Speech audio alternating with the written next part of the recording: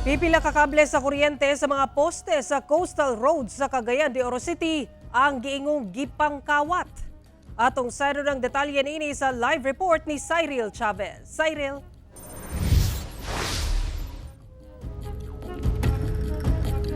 Sarangit-ngit na matag gabi ang gusa portion sa Cagayan de Oro City Coastal Road. Kinihuman nga giingong gipangawat ang mga linya sa kuryente sa suga sa lugar. Barangay Council sa gusa ginaimbestigahan na ang maong panghitabo. Ngit-ngit nga sidewalk, lakip na kadalanan. Ingon ani ang sitwasyon matag gabi sa Coastal Road nga sakop sa Barangay Gusa sa Cagayan de Oro City. Kani, tataw gyud ang kangit-ngit sa lugar. Rason nga sagad sa mga sakyanan nga gapangagi sa lugar, gaminor sa pagpadagan ug nagapakusog sa pagpasiga sa ilang mga suga. Pasado alas 8 karon mga kapuso, ingon ani ang sitwasyon dinhi sa Coastal Road sa Cagayan de Oro City, partikular na dinhi sa Barangay Gusa. Dinhi sa kulikuran, makita nato ang hilabihan kagit-ngit sa dalan na sumala pa naghatod og risko dili lamang sa mga motorista, lakip na sa mga residente nga moagi dinhiya.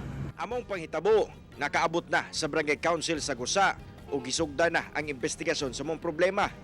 Sumala ni Barangay Kapitan Marlo Tabak ang pagkawala sa suga sa Coastal Road matag gabi, resulta sa giingong pagpangawat sa mga linya sa kuryente sa mga poste.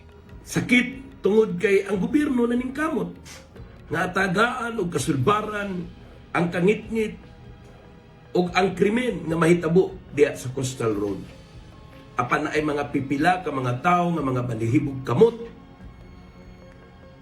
Pamurisyo ang ilang gabuhaton sa pagpangawat sa mga wires dihang dapita. Gani, gipadayag pa sa kapitan ang iyang kasuko sa mga individual nga mihimo sa pagpangawat, labi pa nga dugayng panahon kuno ang gihulat aron lang masugaan ang Coastal Road. Gimanduan na sab niya ang mga tanod nga hugot nga bantayan ang lugar. Busa akong gihangyo ang ato mga junk shop. Tanawa ka na ninyo kinsa ka pamaligya og dagan nga buronse. Kay basin gikan ka na sa mga wire nga gikawat diha sa Coastal Road.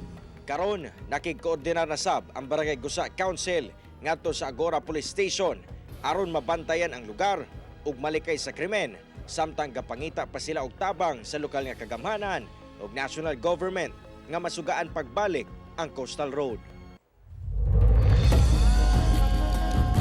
Sara nanawagan karon ang Barangay Council sa Gusa ngadto sa publiko nga ugaling makamatikod og mga kadudahang individual nga gapanghilabot sa mga linya sa kuryente sa Coastal Road, gilayong itaho sa ilahang opisina kini aron mamintinar ang kanindot sa Coastal Road.